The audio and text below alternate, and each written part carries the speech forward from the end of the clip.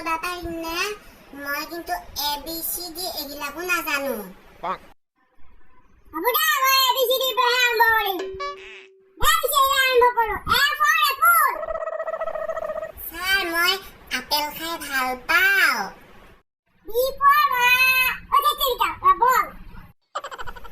sir কালি চুলি বেপাৰীতে মাহে মোলে এটা বল ৰাখছি B for ball হেনে উফ ৰাম হয় C for cat